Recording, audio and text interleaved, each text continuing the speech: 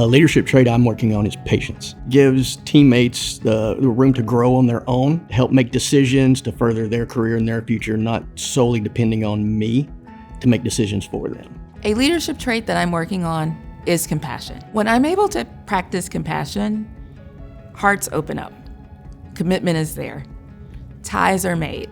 I'm doing the work that I feel good about. Empowering my teams. I leave a meeting room without me having the final word. It also is about not telling my teams what to do, rather asking them what would they do. Taking the time not only to work in the business, but to work on the business. Putting plans together so that you can lead with clarity and conciseness for our teams. Releasing the vine. To release the vine means to let go. So we hold on to things that we want to accomplish, the things that we enjoy so much in our job. But to be able to develop the next generation of leaders, we have to allow them to step up and do more. Slowing down. I want people around me to learn and grow and adopt what is needed and make the right decisions for the organization. Evolving with the times, evolving with the people that I serve, evolving for the customers that I serve and the industry that I'm in and the world that we live. The art and science of delegation, giving people a chance to get the job done with all the tools and resources that are there, taking obstacles out of the way and holding them accountable for getting the job done. Storytelling, good, honest-to-goodness storytelling.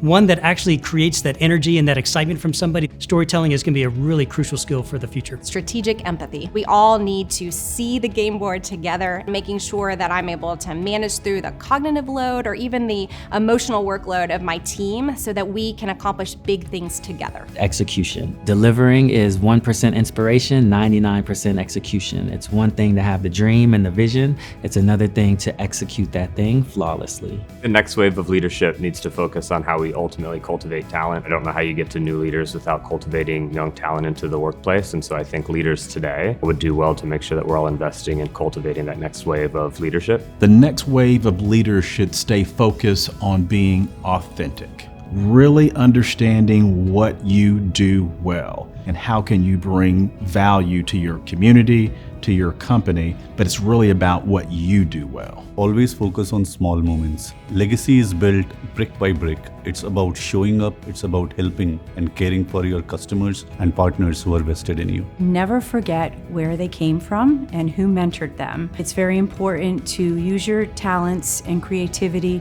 to help others develop their gifts, and that is a huge part of building your own legacy. The importance of ownership and commitment. When you fully own what you do, you are naturally committed to it.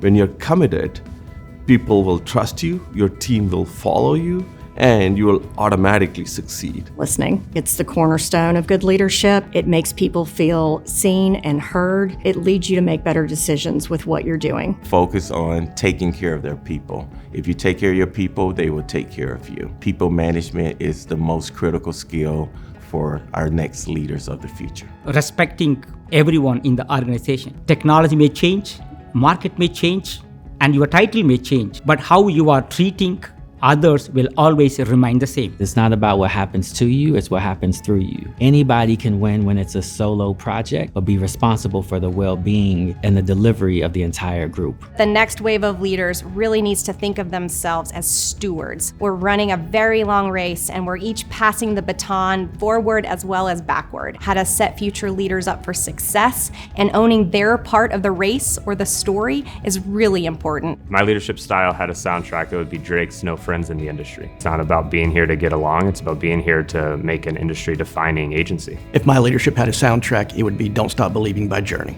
It proves resiliency, growth, looking for the future, never stop. We are family because it takes all of us working together. We're all different. I think about the workforce.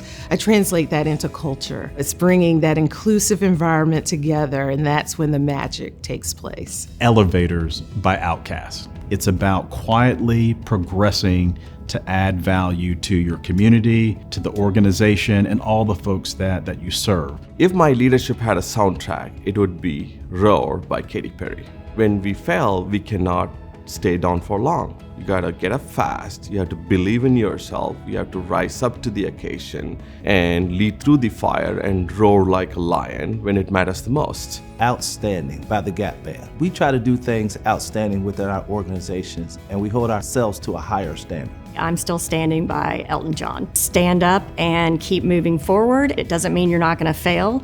You are going to fail at some point, but maybe you've learned something from that failure and you can move forward more effectively. Bring 'em Out by T.I. I'm very transformational. My goal is to make an impact and grow. Try by Pink. It's about never giving up. I've gone through a lot in my journey. I started when I was 24. I never finished my college degree. Never give up. If my leadership had a soundtrack, it would be I Won't Back Down by Tom Petty. No matter what the challenge, no matter what the obstacle, I'm going to charge through and I'm going to achieve the situation and the intended result. No matter what, I won't back down. One of the things that's tested my character the most is my definition of resiliency, because it is tough to make the tough decisions to protect and guide businesses forward. What's tested my character the most is growth. We're trying to figure out how we carry culture that we have locally in a small office to be able to sustain it nationally for multiple offices. Maintaining integrity. We have seen our reputation in the community grow in such leaps and bounds that it still amazes me, and it is why we have never changed our mission. People, we have to learn how to adjust to that different